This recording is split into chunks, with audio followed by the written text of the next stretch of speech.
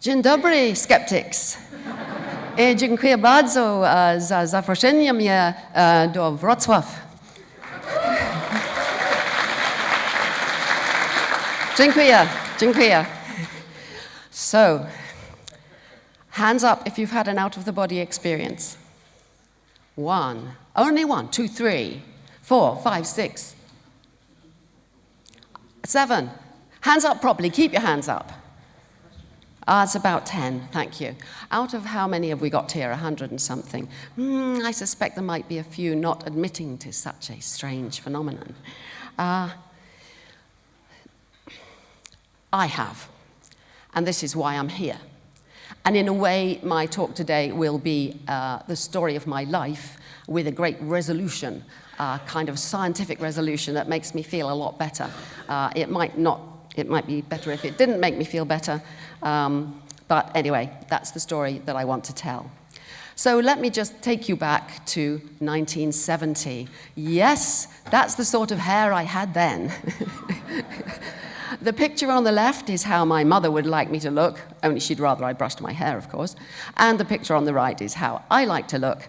And when I was a student, I got involved in the Psychical Research Society at Oxford, and we invited mediums and spiritualists and crystal ball gazers and what have you to come along to the society. And we messed around with Ouija boards a lot. And one night, in November 1970, I was, after our Ouija board session, hours of sitting there like this, I was really tired. I've been having a fantastic first term, staying up till 4 in the morning and getting up for 9 o'clock lectures and generally having a good time. And so I was really, really tired, and I'd been going like this for hours, and I went up to a friend's room to smoke a joint, and I sat there listening to some music. Any guesses what the music was? Oh, very good, very good. I don't actually know what it was, but I think it would have either been Grateful Dead or Pink Floyd. Pink Floyd? Ooh, I've never done that before. Anyway, whatever it was, and I'm sorry, a lot of you probably know this story, but it's so relevant that I want to retell it briefly. So I'm sitting there, cross-legged on the floor, like in that picture, and I start going down a tunnel.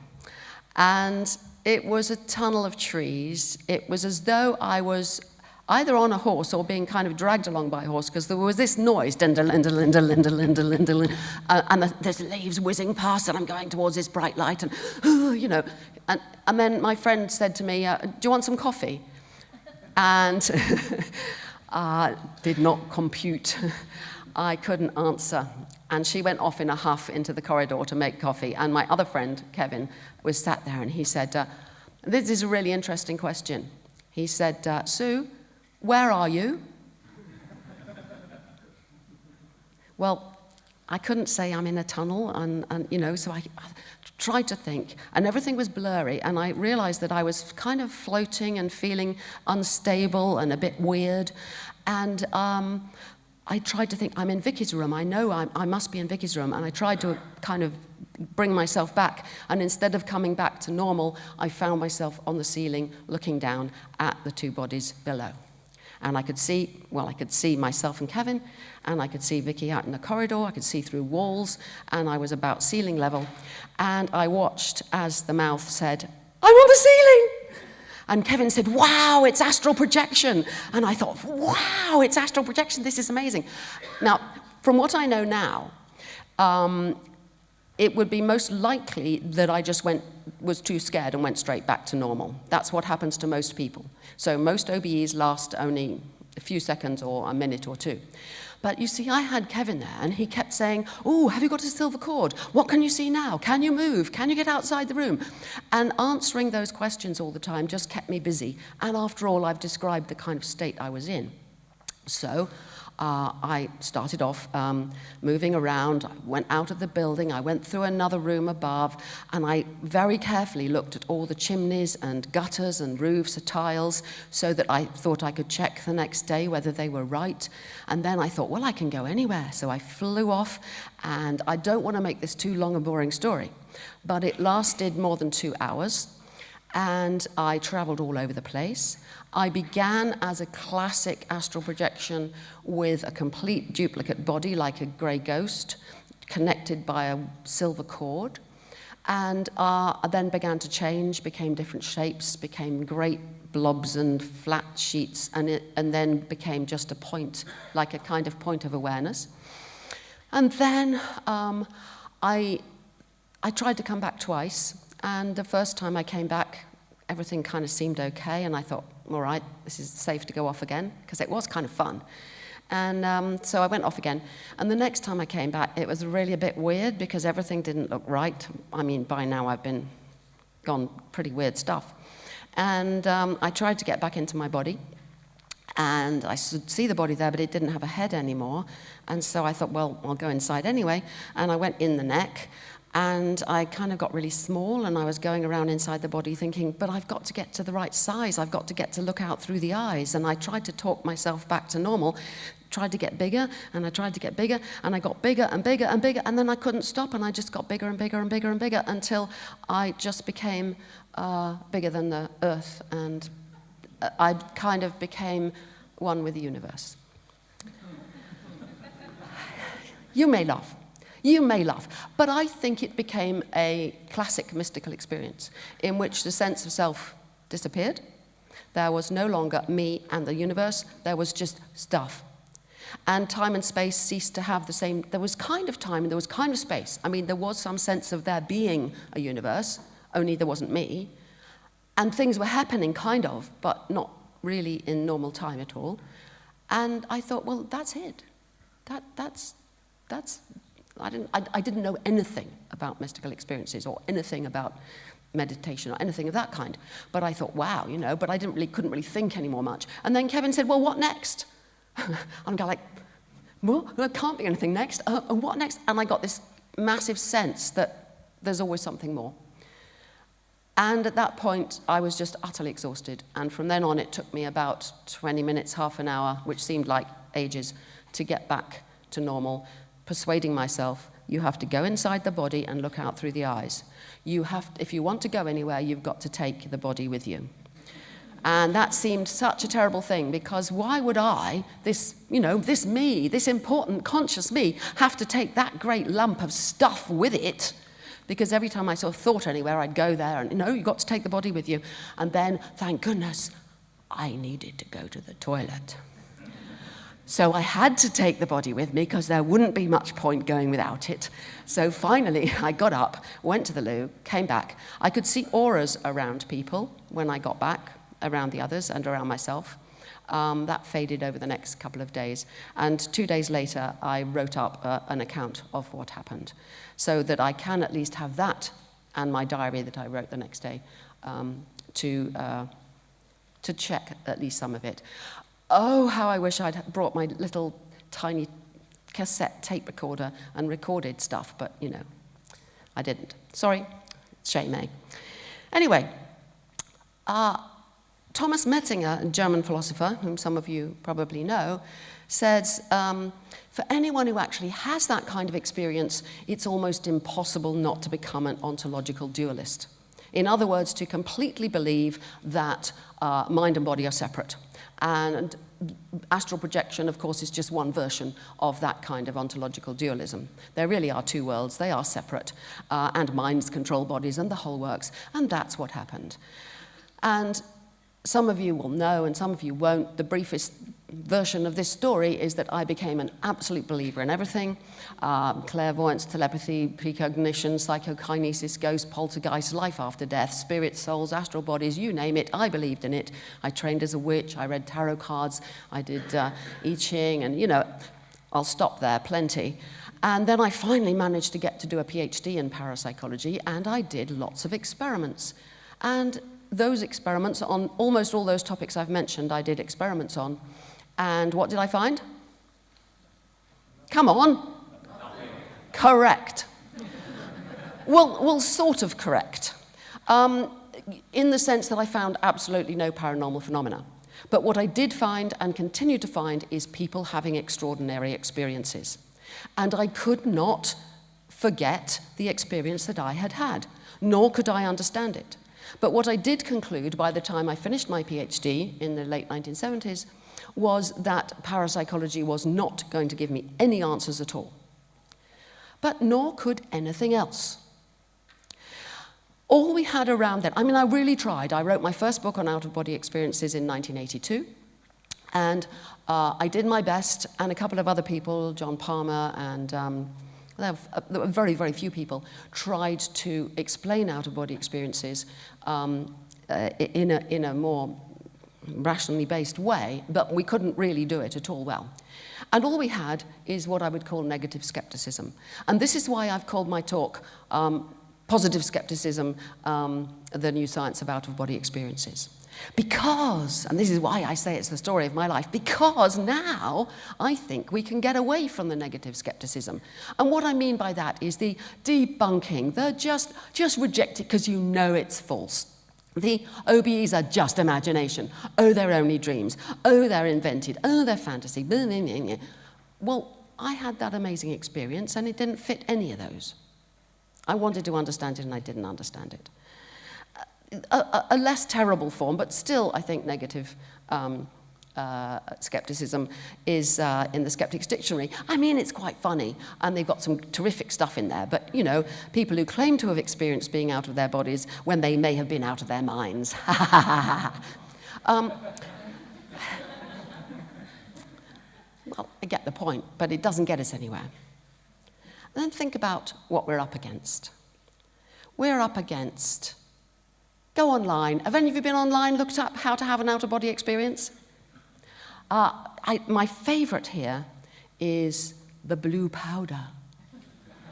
Ooh, I would love to have some of that blue powder, and I could sprinkle it on you all, and then you'd all have out-of-body experiences.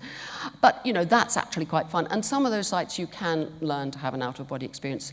But I don't, of course, the trouble is they mix it all up and say that you can go into the future and the past as well as the present and make all sorts of claims, which, as far as I know, are invalid. And there are all these books. Writing my book, I've just published a new book called Seeing Myself, The New Science of Out-of-Body Experiences, and I've read an awful lot of this stuff. Oh, that's the worst. That is absolutely the worst. A medical doctor who knows he's right because he's a medical doctor and he's been to heaven, and then there's Heaven is for Real, and there's The Boy Who Came Back from Heaven, and it's interesting. They all go to slightly different heavens. They're all Christians, these ones. And the gates are particularly interesting. Then none of them have pearly gates, but one of them has 7-foot-high gates with a book which is 6 foot high and has names written in it. Another one has St. Peter, who smells and looks like, doesn't say smells, he says he looks like a fisherman with all sort of bits of fish hanging off him and all stuff like that. And another one has just ordinary human-sized gates, but there are lots of them, and they have meeting centres where all the people, when you die, you go to one of the gates in the Vale, and all the people you loved are waiting for you on the other side because they have been to the information centre and they know you're coming. Well, can we have a more constructive kind of skepticism? Yes, we can. At last we can. And I shall tell you something about it. I'm already taken half my time, and I better hurry up. So, let's begin where we should always begin, with trying to have a definition. It's funny that I say that because I work on consciousness most of the time and we can't define that. So we're a little bit better off when we're working on OBEs. I define an OBE as an experience in which one seems to perceive the world from a location outside the physical body. Why am I telling you this? The definition is extremely important. There are lots of other definitions similar to this, but the important point is, if you seem to be out of your body, you're having an out-of-body experience. It's an experience. This enables you to be open-minded about the big question, which of course is, did anything actually go out of the body? That is an open question for investigation. So if we stick to this experience, then we can answer a whole lot of very straightforward questions. How common are they? Who has them? Are they actually a kind of dream? And so on. And those questions have been answered with varying degrees of detail. So the first one, can anyone have an OBE? Apparently. Here's the evidence. But the incidence is something, I've put here 8 to 20%. It actually varies a lot more than that. My own surveys, and I did do a proper randomly selected survey in Bristol, which came up with 14%. Other surveys of mine have been between about 8 and 20. If you take special groups, students are always higher than non-students, people who take various drugs are higher, and so on. But it's a lot, which is why I expected to have rather more of you, but you know, it's fair enough to have 10 of you or so say that you have. Perhaps skeptics don't have so many. I wonder. I don't think we've tried that to find out. Generally speaking, there's no differences in the obvious demographic sort of variables. Age, sex, education, religion, that kind of thing don't make any difference. Most of these experiences happen when people are relaxed. Most when they're lying down, but not all. Most when they're lying on their back, which of course is when sleep paralysis happens and various other odd things. And the same people tend to have a whole range of other experiences in the surveys. Lucid dreams, sleep paralysis, it correlates with paranormal belief, and various other things like that. An obvious question is, am I going mad? Is it actually mad people? Oh, I'm a psychologist, I'm not supposed to say mad. Is it a kind of mental illness? No. At least the simple answer is no. There's been various research. I did some myself in comparing schizophrenics and people in hospital for breaking their leg and other such things like that. There's been studies in America showing that generally people who have OBs are very well adjusted and so on. But more recently, there's been a lot of research, not a lot, but a helpful amount of research, showing that it does correlate with positive schizotypy. Now, schizotypy is a kind of measure of schizophrenic type experiences. It includes classic hearing voices and stuff, but it also includes a lot of other stuff. And there have been factor analyses dividing schizotypy into positive and negative schizotypy. And positive schizotypy tends to be to do with creativity and weird experiences and so on. So not surprisingly, OBs are found to correlate with that. But it's interesting that it correlates with creativity as well. Then there's absorption. This is the capacity to become absolutely absorbed in a book or a film or whatever you're doing to the exclusion of everything else. I find this slightly odd because I am about the least absorption person in the world. I just can't cope with anything else going on around, and I was very impressed with myself for watching a whole film yesterday. It was so gripping, but normally I can't go to the cinema. I just don't get involved, you know. So it's rather odd. So I don't quite fit that one. But fantasy proneness, yeah. Somatoform dissociation, that's bodily dissociation experiences. All of these things correlate. As interestingly, and this is something very recently discovered, something called pattern glare. Oh, I get that big time. So I want you to have a look at this and tell me whether you have any unpleasant experiences while looking at this picture. Hands up if it's horrible. If you're not getting it, if you have to ask. Hands up if you find this really horrible to look at. Yeah, we've got about a dozen people there. Now, I'm not going to look at it because, to me, it starts to move, and then it moves more, and then it starts to throb, and then it oscillates, and then colors start coming, and patterns start coming. It's called pattern glare, and it can be measured very easily. The way you measure it is you have stripes at different spatial frequencies, and there are some that set people off. So it actually depends how far away you are. So not all of you are at the right distance to get the effect. But you'll know if you're one of these people because you find reading difficult because the letters on the page jump about. I thought most of my life that, of course, when you read a black and white writing, the letters jump around and move. I thought that's just what it's like. But I discover for other people, they stay still. Strange. Anyway, no wonder I'm such a slow reader and find it so hard. Anyway. So those are the kind of basic questions that we know a lot about who has the experiences.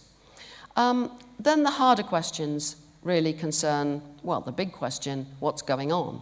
Does anything leave the body? Is there an astral body? Is this proof of life after death and the capacity of consciousness beyond the brain?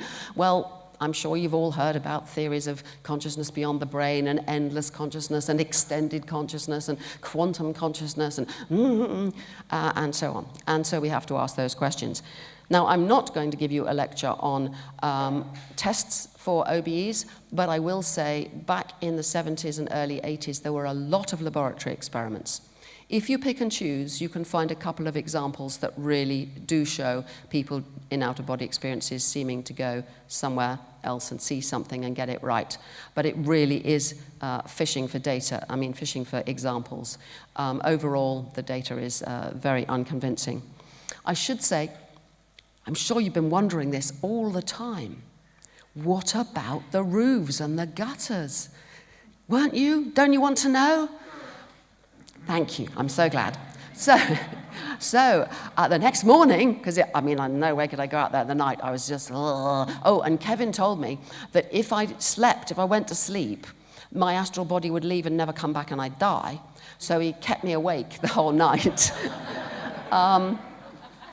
And not the way you think either. And then the next morning, I went out to look, and I was really very, very disappointed because I had seen certain kind of tiles and very old-fashioned iron gutters and downpipes and twirly bits where they collect the water and all that kind of stuff, which you might expect in an Oxford college, and actually they were modern plastic gutters.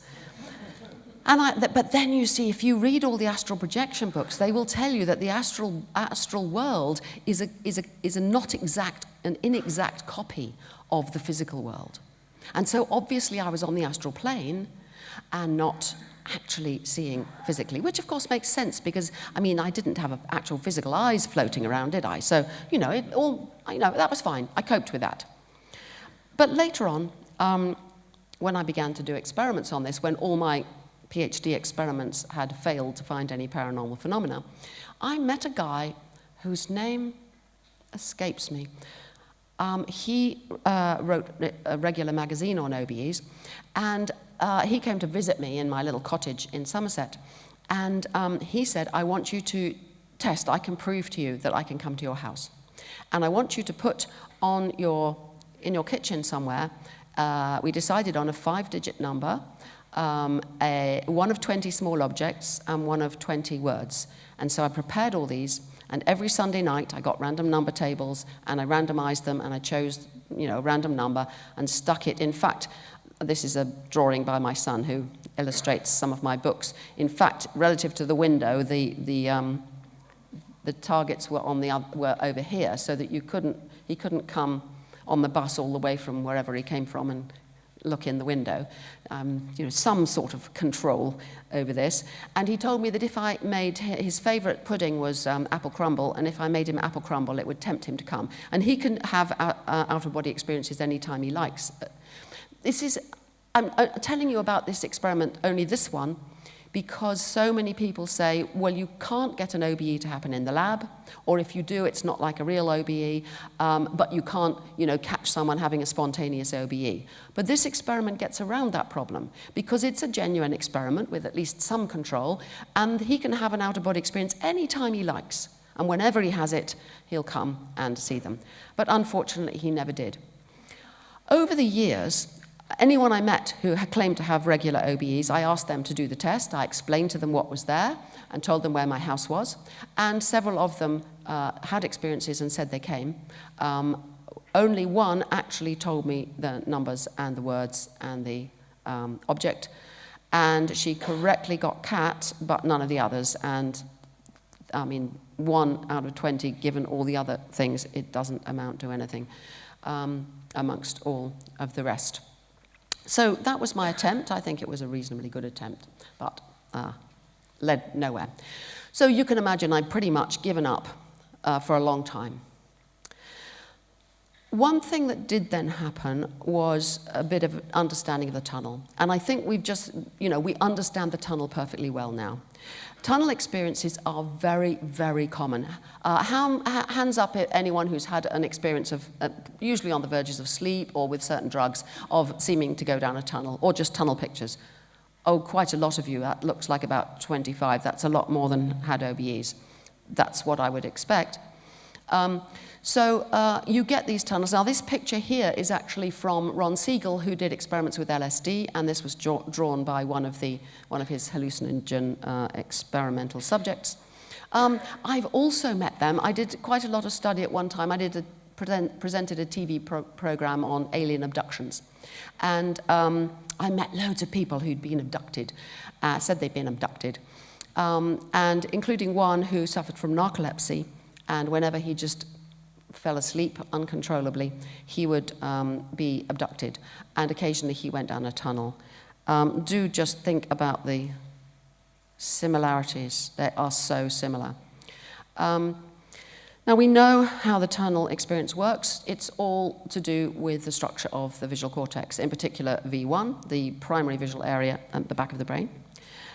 The way that the visual system is organized is such that if you get hyperactivity happening in any part of the brain, and this is a slight digression, I'm going to say, my explanation for near-death experiences, tunnels, lights, OBs, life reviews, the whole works, is all of those phenomena can be explained in terms of hyperactivity or excessive random activity in different parts of the brain. Now, if you get that kind of hyperactivity, which you will with hallucinogens, which you will with on the verges of sleep and so on, then you get waves of excitation passing across the cells. And so what that's going to look like depends on the mapping between the retina and the world outside and the structure of the cortex. And that mapping is such that straight lines in cortex are mapped from circles in the outside world. So if you have this spreading activity, then it will look like circles.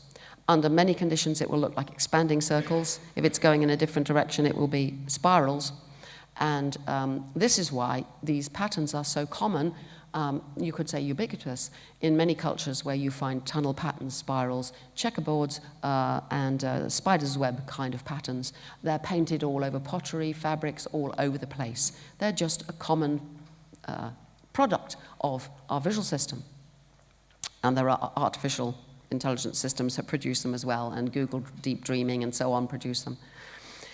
There's also the question of why you seem to go towards the light, which I think, although I can't, I'm not sure, this is just my hypothesis really, that if you imagine this hyperactivity beginning and getting stronger and stronger, then because more cells in the center of the visual field, more cells are devoted to the center of the visual field, the fovea, than towards the periphery. You'll get brighter in the middle. And as the excitation gets greater and greater, so the light in the middle will seem to get bigger. And you've got no other reference, visual reference, and so you seem to be going towards this light. Oh, God. Okay, thank you. Sorry, I shouldn't swear in such a place. And I've just been to church. I do recommend you go in that amazing church, go out there and you're just up there. After yesterday's exorcism film, I have to say I was slightly chilled, but it's beautiful all the same. Now, why am I saying the new science of out-of-body experiences? Because in 2002, everything changed. A neurosurgeon called Olaf Blanke was trying to help a very severe epileptic who had uncontrollable seizures that were making life impossible, to the extent that it was worth doing a very dangerous operation, which is to use an array of subdural electrodes. The dura is the skin over the brain. This is not just under the skin of your head, it's right against the brain. And with these subdural electrodes, he was able to stimulate them in such a way that he could try to detect, and in fact did, the seizure focus and was able to remove it, and she was much better afterwards. But in the process, he touched this particular spot on the right temporoparietal junction, and she had an OBE. And then he stopped and started again, and she had another one. And she had just sort of things that I've experienced myself and did before my own OBE, drifting, floating, you know, and also legs and arms getting longer and shorter, body getting bigger and smaller. You see, I'm beginning to piece these things together, and everything starts falling into place. Now, we know quite a lot about this from other studies. For example, people with brain damage, if they have the damage in various different places, they will experience otoscopy, which is when you see a copy of yourself over there. You're still in your own body, but there's another one, like a doppelganger, you know. Or heurotoscopy, where you've no idea which you are, but it's only if it's in the right temporoparietal junction that you get the OBE. Actually, somewhere in the left, but it's still the TPJ.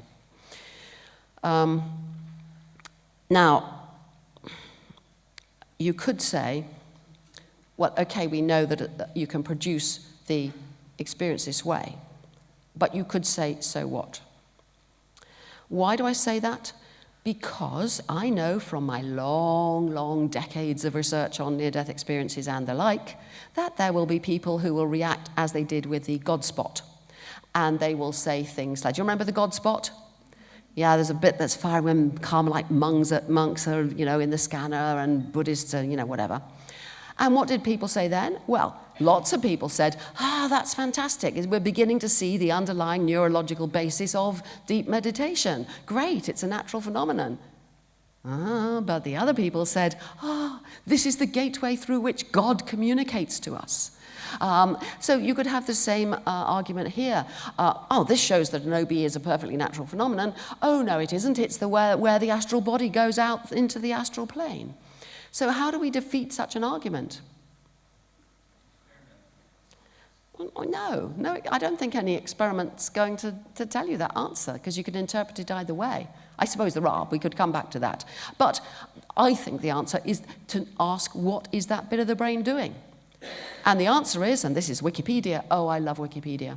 I give it money every month because I feel I use it so much. I think it's fantastic and I want to support it. Long may it stay the way it is. And I loved the talk this morning about the importance of it.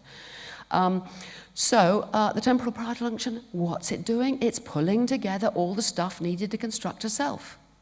And anyone who's wondered about the self, you know, what is a self? If you don't believe in astral bodies and souls and spirits, then how come you feel that you are a little thing inside looking out through your eyes and having conscious experiences and all that stuff that you probably feel? You may not believe it, whatever that means, but you feel that way probably. The answer is we're beginning to understand which bits of the brain do this job. Now, there are actual experiments. I shouldn't have poo-pooed what you said, but they're not sort of directly about this. I'm going to have to go very fast because I've only got 5 minutes left. What? This one says I've only had 31 and I've got 35 altogether. Sorry, I'll whiz through it very quickly. Rubber hand illusion, I can't explain to you. You stroke someone's hand at the same time, their invisible hand at the same time as a rubber hand, and if you keep doing it exactly synchronously, then they get to feel that the rubber hand is their own.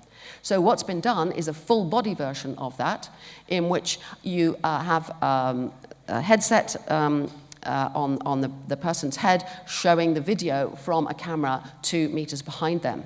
And then when you stroke their back, what's happening is they're seeing their own back in front of them being stroked. And the effect is rather like the rubber hand illusion. They begin to feel as though they are going towards that thing, and the body, that is them in front, and they're just watching from where they actually are. There's a second method which is really clever and very difficult to explain, and I usually in lectures get people up on the stage and explain it, but show it. I can't do that. But in this case, what you do is you stroke the person's chest you've also got the camera behind with the video headset on them, and you also show them in front of the camera like this. And then the opposite effect happens. They start to feel they've moved back to the position of the camera. And these are quite powerful effects. And there's even a method for doing both at once, and then you can manipulate the two and compare the effects of them with a robotic thing. They lie on this, and a thing automatically strokes the back, and then a person comes and strokes the front, and you can play around with them like that. What's very interesting, and I'm nearly there, is that the more, in various experiments that have been done recently, the more people feel that they're out of the body in these experiments, the less they react when you threaten their body with a knife. And the body temperature drops just a little. They feel reduced pain, you know, stick the hand in a bucket of freezing water and stuff, they feel it less. And they're really there's a reduced social anxiety. But what I find really interesting about this is, think of all the kids, probably adults too, who have out-of-body experiences in response to sexual abuse or physical abuse, or people in accidents and great pain have out-of-body experiences. The fact that this dissociation actually does reduce pain is quite a helpful finding, I would say. So it all comes down to the question about self. And these experiments have enabled us to think about different aspects of self. And we're now beginning to work out how different parts of the brain around the TPJ are responsible for, some people are divided up this way, the sense of embodiment, the sense of first-person perspective, the sense of ownership, it's my body, and the sense of agency. All these are illusory. They are in the sense that we believe that we really have free will and stuff like that. But we now can see how the body, how the brain and body are actually constructing these things. And I'll end with Thomas Metzinger, who says that OBE research is now helping us to unveil the fine-grained functional architecture underlying the conscious self-model of human beings. In other words, isn't this fantastic that after all this time, what was completely mysterious, now I can say that's what I mean by positive skepticism. The OBE has gone from something that was just considered part of parapsychology, and all that the skeptics were doing was going, nah, it's a load of rubbish, to, not only are we beginning to understand it, and I can understand for my own satisfaction why and what happened to, why I had that experience and what happened to me, but it's actually contributing to some of the biggest questions we have about self and consciousness. Dziękuję bardzo.